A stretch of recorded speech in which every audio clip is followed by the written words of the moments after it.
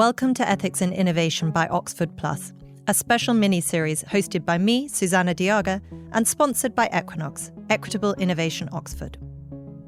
In recent days, the Trump administration has signalled a markedly different approach to AI regulation in the United States. At the same time, the UK government has announced sweeping measures to restrict social media access for under 16s from spring in 2027, and begun exploring broader safeguards around AI-enabled platforms and digital well-being. These developments raise fundamental questions. How do democratic societies capture the economic benefits of artificial intelligence whilst protecting citizens from unintended consequences? What responsibilities should technology companies bear when their products influence behaviour, health, and decision-making? And can regulation keep pace with the technologies that are evolving faster than traditional policy-making? Few people are better placed to explore those questions than Lord Lionel Tarassenko. As a pioneering engineer, entrepreneur, and academic leader, he has spent decades at the intersection of innovation, healthcare, data science, and public policy. Long before today's debate over generative AI, he was examining how intelligent systems can be deployed responsibly in high-stakes environments. In this conversation, we will explore whether the UK's long-standing focus on ethical AI has become a competitive advantage rather than a constraint, how Britain should position itself between the regulatory approaches emerging in the United States, Europe, and China, and why the next phase of AI adoption may have more in common with an arms race than a traditional technological adoption. In your recent speech in the House of Lords, you spoke about a rocket ship and that we should, I think it was Eric Schmidt had said we should just take the ticket. And that feels like the rhetoric that we as a public are being asked to take at the moment, that this is going so fast and we must just accept that. But at the moment there feels like there's a clapback to that. And I would love to understand from your perspective the ways in which perhaps we can reject that discourse and what we might have control over in a time when the commercial models are driving so much momentum around technology and our use and acceptance of it. Well, thank you for inviting me to join you this morning. It's a very important question. Before I address it, could I possibly correct something? I sent you a copy of the speech I planned to give in the debate that had been called by the Archbishop of Canterbury in the House of Lords about the impact of AI on human relationships.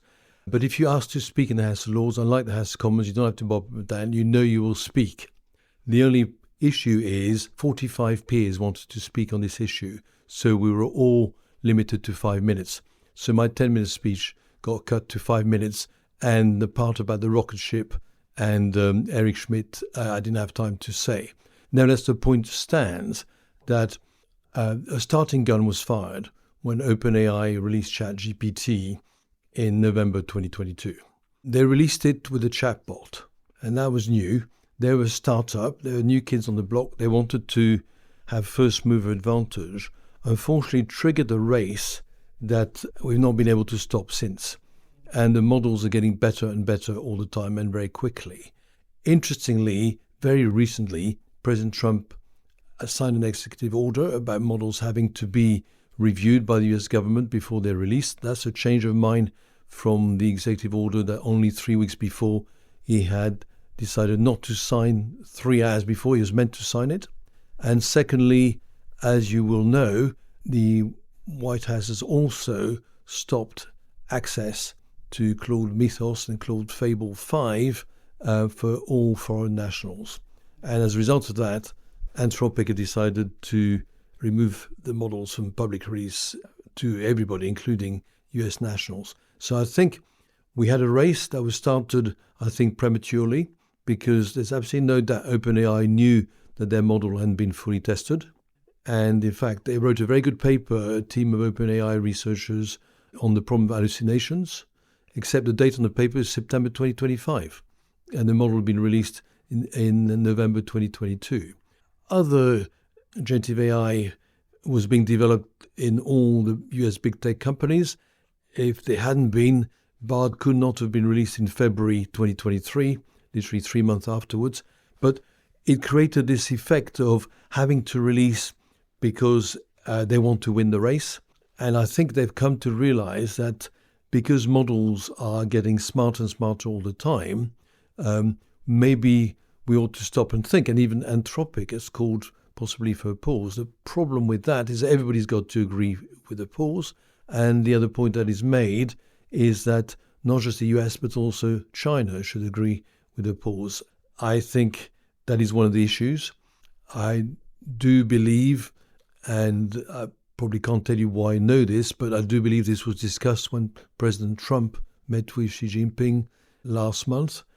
I think there is a realization that we have to think about this race and the possibility that we might fall off the cliff edge if we don't act now. Yeah, I'm digesting that because it's true, and the obvious, and it's often made, so I'm not saying anything original, parallel here is an arms race, and a nuclear arms race more specifically, that people were very aware of the implications. What seems to have happened here is that possibly those that really understood it were aware, but it's taken the rest of the world a bit of time to catch up on the implications of this particular arms race. Are you hopeful about people's ability to work in concert on that? Well, I'm an optimist by nature, so I've got to say yes.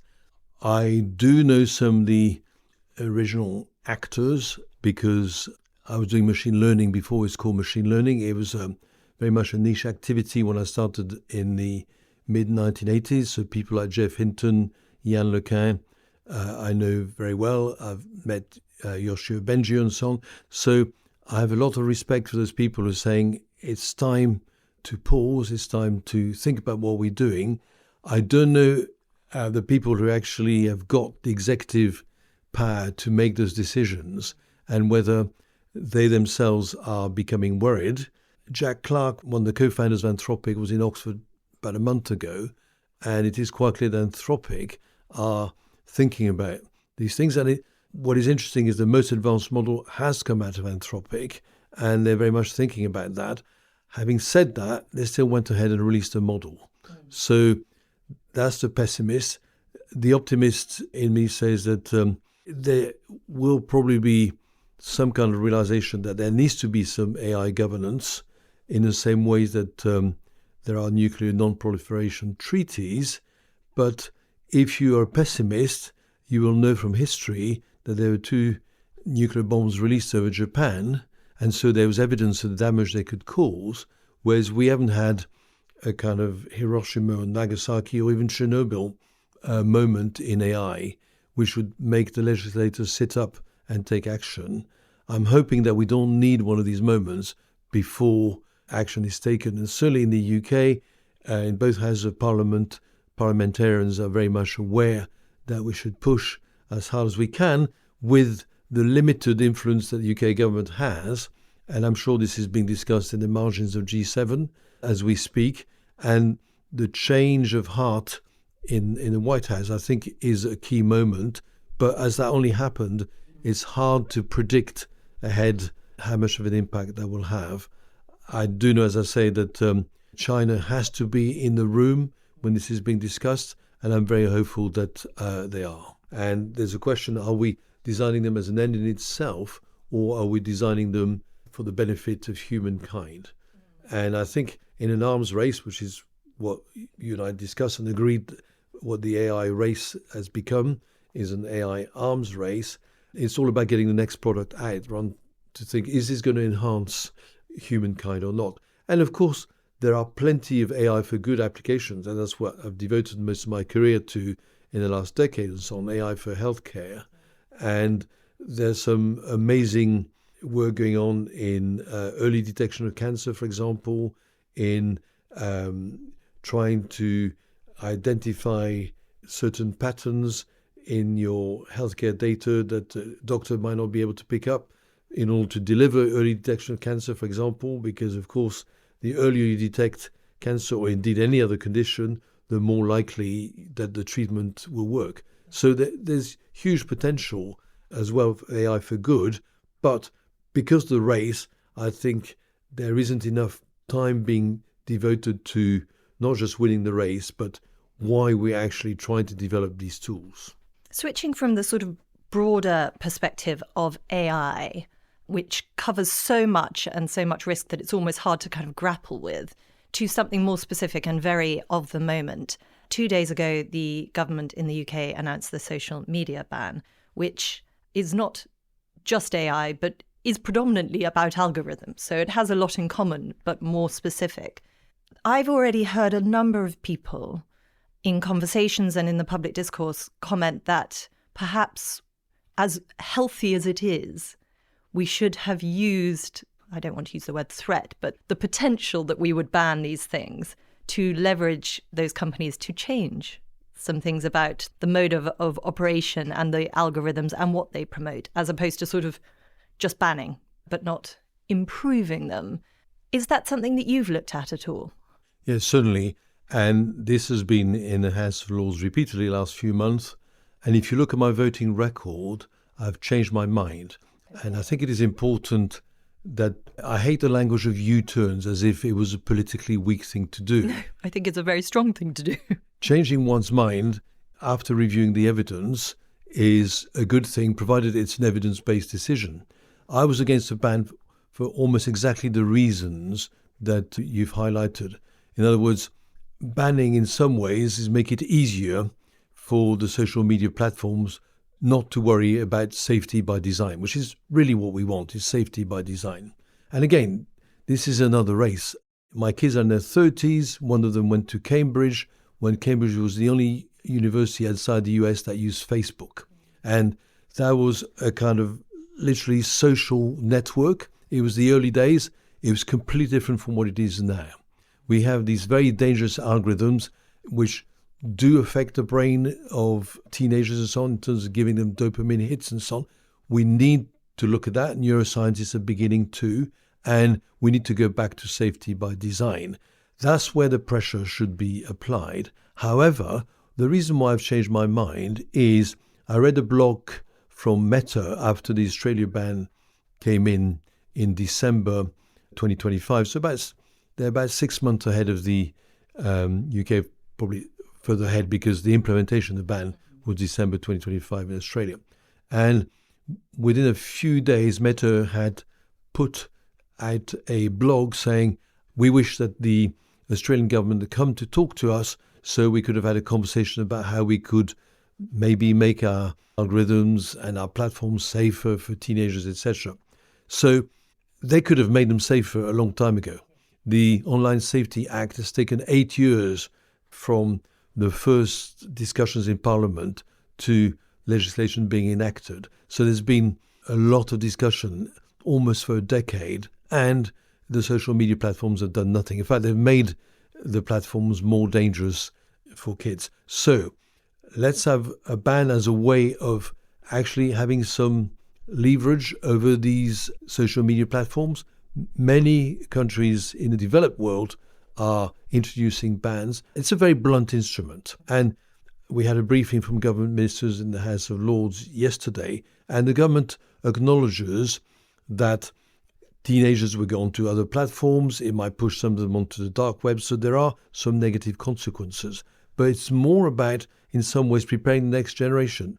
Grandchildren, I've got 2 granddaughters who are aged 8. So I'm hoping by the time they get to be teenagers, they will live in an environment here in the UK where 14 and 15-year-olds are not on social media platforms. So it's about changing the whole conversation, the way parents talk to their children. A lot of parents are very keen to have a ban because then it's easier to say to your children, no, you can't go on those platforms because it's now illegal.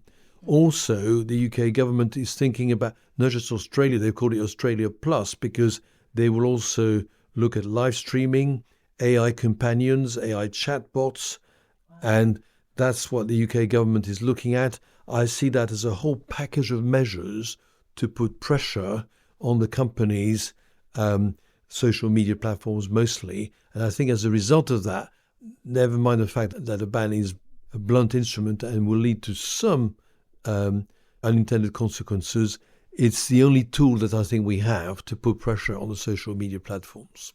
Yeah, I think that makes a lot of sense, hearing you articulate it in that way, because you can think that you're going to leverage it before you do it, but actually these companies are sort of will agree in public and then go and do what they do perhaps in private. And it's interesting, earlier you referenced the fact that, AI hasn't had a Chernobyl kind of nuclear moment. But actually, by degrees in this arena, there are personal tragedies on a smaller scale that, if you were to aggregate them, constitute a real burning platform for this generation. And so it's reassuring as a parent to hear this perspective. This Oxford Plus mini-series is brought to you by Equinox, Equitable Innovation Oxford. Equinox is a major regional partnership established by the University of Oxford to drive inclusive innovation and sustainable economic growth. Bringing together universities, local authorities, government, industry, investors and community organisations, Equinox provides a unified voice for Oxfordshire, championing innovation that delivers economic impact alongside social value.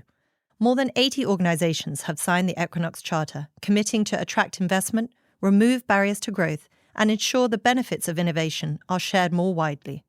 By aligning Oxfordshire's world-leading research, enterprise and talent, Equinox aims to unlock nationally significant growth, reinforce the county's position as a global innovation hub, and ensure that success creates skilled jobs, attracts investment, and delivers lasting prosperity across the region.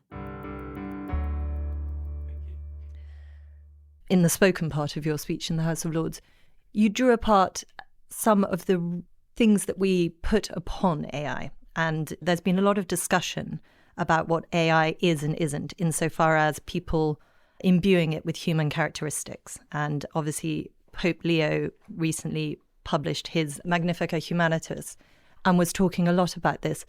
You are clearly a religious man yourself, but I've seen a riposte to that already, saying it's not a religious concept, that AI is not human, that even atheists have a very strong sense of the way in which humans are distinct, both from machines and from animals. And actually, somebody that I'm going to have the pleasure of interviewing on this subject later, Dr. Edward Harcourt, references a particular academic, Professor Diamond, I believe, talking about why humans are not food and that there's something innately different about humans. And I just wanted to draw you upon that, because I sometimes think that as timely as that publication was, there is a risk that things published by religious leaders are alienating to people outside of that group. It's good to have the debate. Yeah.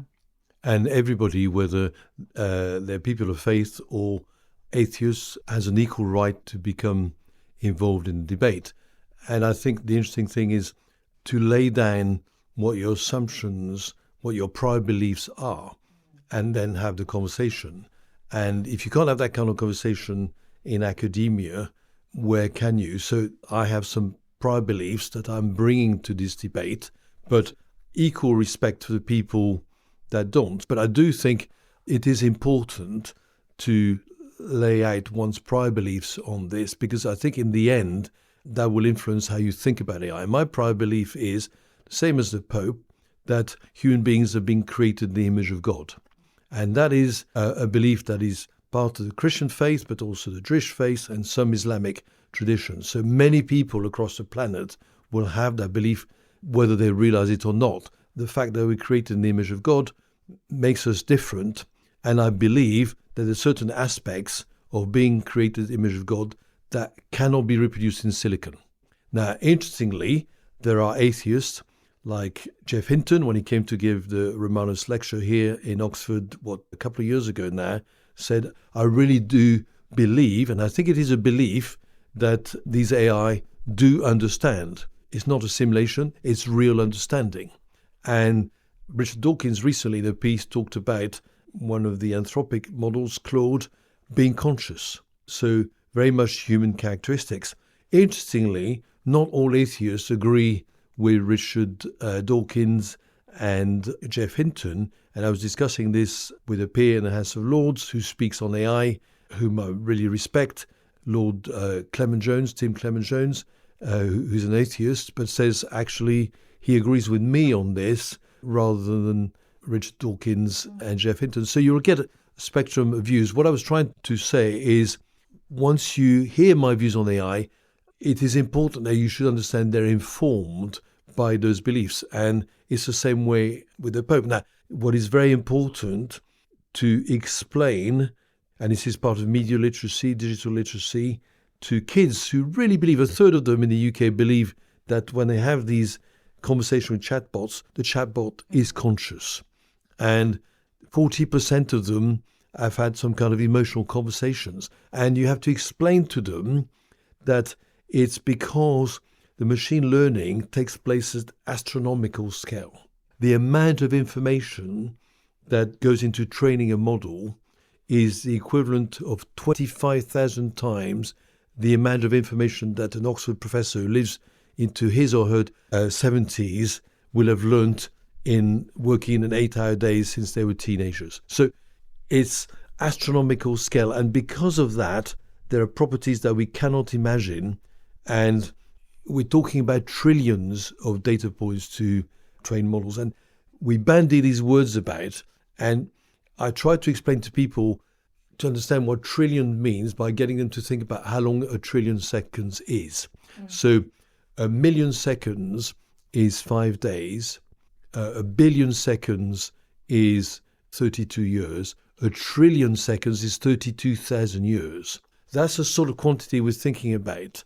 And that astronomical scale learning gives you, when you are interacting with it, the impression that the chatbot is truly conscious when you're discussing with them. And I think the best analogy I can think of, if you had one of these chatbots trained on watching millions of hours of football games, because we've got the World Cup on the moment, it was as if they'd learned the rules of football. They would know when the referee was about to blow for a foul, and yet they've never learned the rules handbook of football. But it's as if they had, because the chatbot would have seen so many games of football in It's its surmised training. the rules. So it's as if the chatbot you are in conversation with was conscious.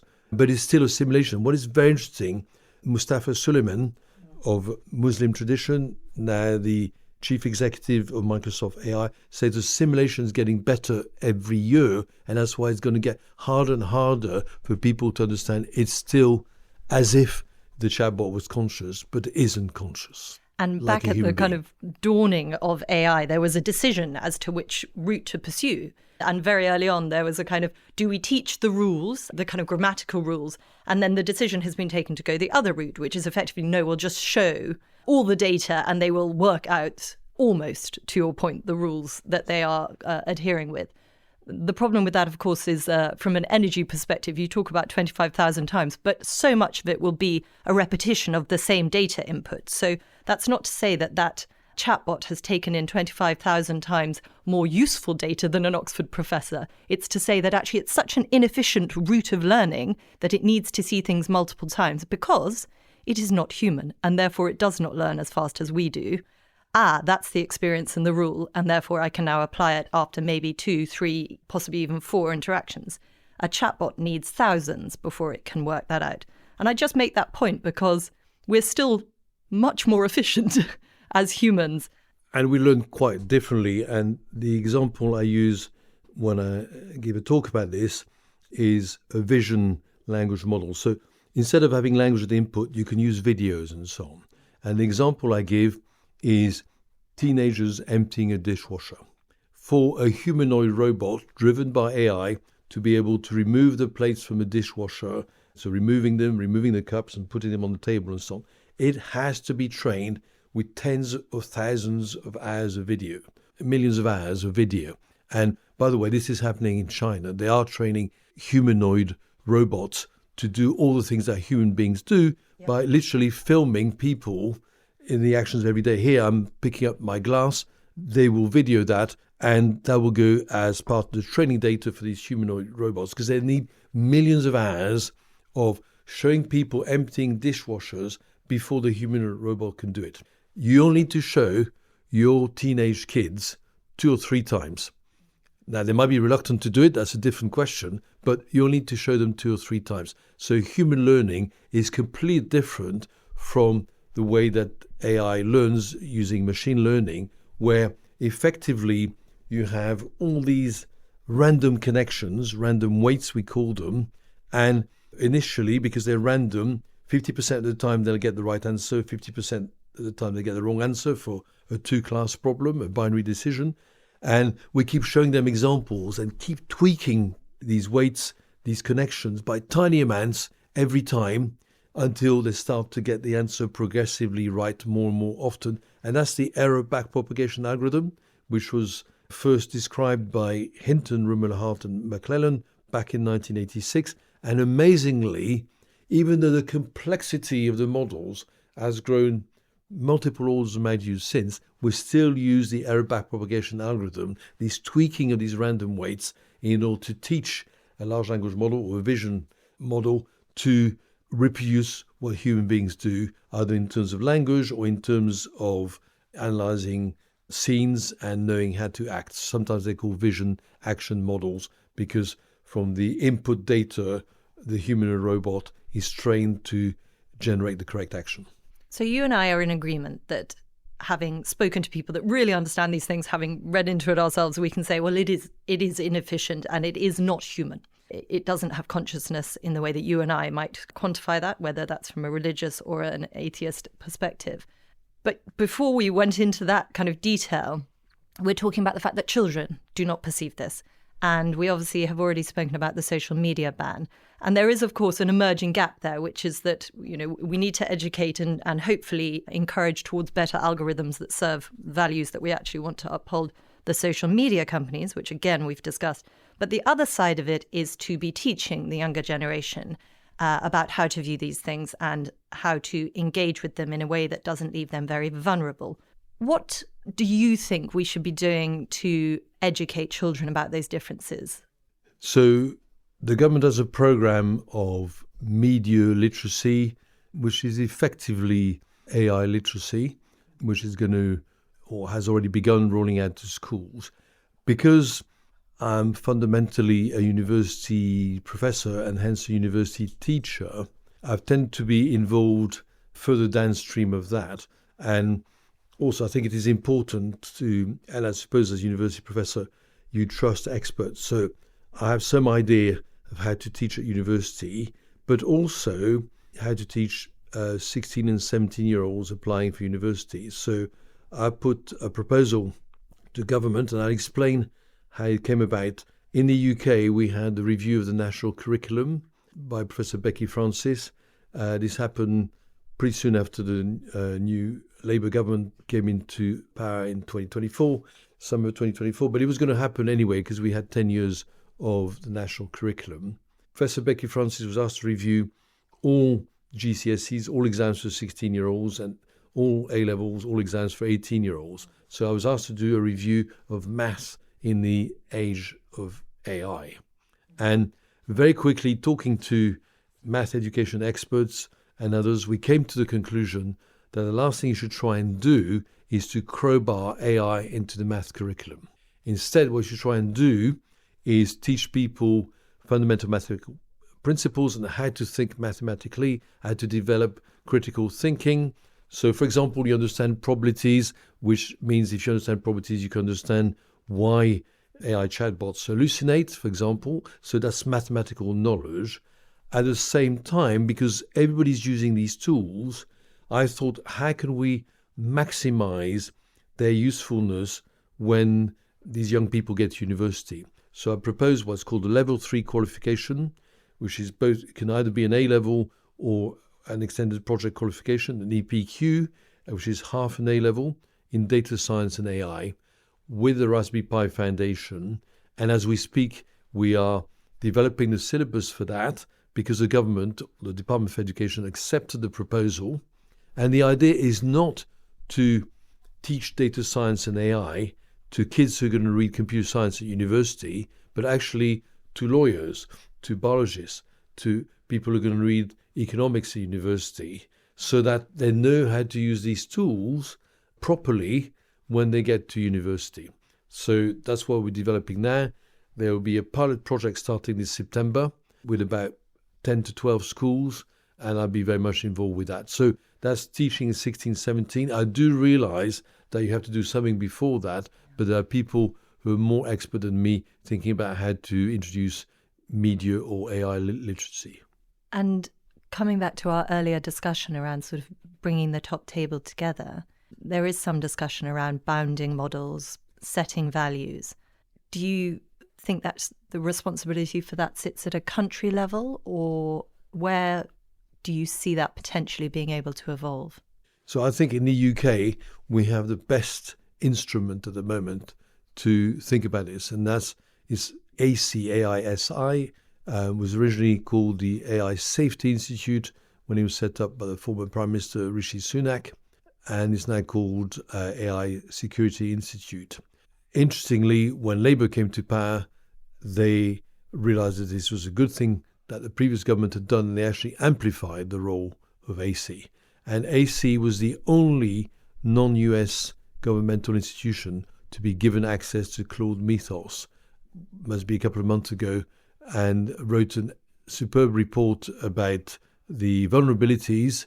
And it's an independent institute, and it's got the respect of the whole of the community around the world. The last time I spoke about it in the House of Lords, I wanted to see it strengthened because, as I say, it's acquired its credibility very quickly. And I do worry that a government could close it down, and therefore wanting to make it responsible to Parliament as well as to ministers and put on a statutory footing, because it is a very important tool that we have to look at the possible dangers that come with these models. And it is well respected, and its reports are read throughout the world. And as I said, Anthropic released a model to AC, the only non-US governmental institution to which it was released. Very important. That continues, gets amplified, and the UK is the world leader in this domain. And coming on to a slightly separate, but I see them as very related, you and I have discussed in the past, I, along with lots of other people, have looked at pension capital reform. And there's now the Scale Up European Fund, which it looks like the UK will be part of, which is fantastic. It does feel, but I'd love to hear from your perspective, that people are understanding how important being able to have some heft economically on the apparatus that we're using for AI is going to be in having any control over these issues and quite frankly, ultimately our values and being able to defend them. Do you see that from your seat, literally, in the House of Lords, that those two things are being acknowledged as important together? Absolutely. And yesterday, very much asked a question about this in the House of Lords. We had a private notice question from Baroness Kedron about Claude Mythos and Fable, access being restricted to, well, no one outside of the US, no access for foreign nationals. And as part of that, we've started to discuss, and the meaning would take quite a long time to unpack, but the issue of sovereign. So be able to make decisions. And the question I asked, because this is now being discussed within government, is what sovereign AI model should the UK have? One which respects UK values. We have a very ancient, 3 centuries old copyright law in this country, and no models have been trained in this country for that reason, because they would infringe UK copyright. I believe it is possible to train a model using some of the UK's sovereign data assets, amazing data assets like the BBC, like the Met Office and so on, as well as other material which is available, open data, where there be no infringement of copyright rules. And that's a sovereign decision that we make about UK values. So I think it is important that the UK, sometimes on its own, sometimes working with Europe, with the kind of values that we have, is in the room when these things are being discussed. So it's values in terms of government, in terms of universities, so the public sector, and you can include the BBC as part of that, and values within companies that are funded in UK and Europe. And I think this is becoming aligned, large amounts of capital needed, and very slowly, I think the mention as compact, I think it's gone up from a fraction of a percent, and it's nowhere near the target, but hopefully it's moving in the right direction. I'm very hopeful, and I think that the momentum in the UK feels very different from even 2 years ago. And some of that is where we are in the cycle and the opportunity and the maturity of innovation in this country and the opportunity. But some of it is this sense of there's a bit more of a burning platform that we need to regulate, have a degree of sovereignty and control, and put our own capital to work in order to maintain those boundaries. Thank you very much. And Lionel, thank you so much for the part that you're playing in this debate and active engagement at the House of Lords and making this a hopeful conversation. Thank you very much indeed. Thank you for listening to this episode of Oxford Plus, hosted by me, Susanna Diaga. If you want to keep up with all things Oxford Plus, visit our website, oxfordplus.co.uk, or sign up for our newsletter on Substack. Oxford Plus is a podcast produced by Story 94.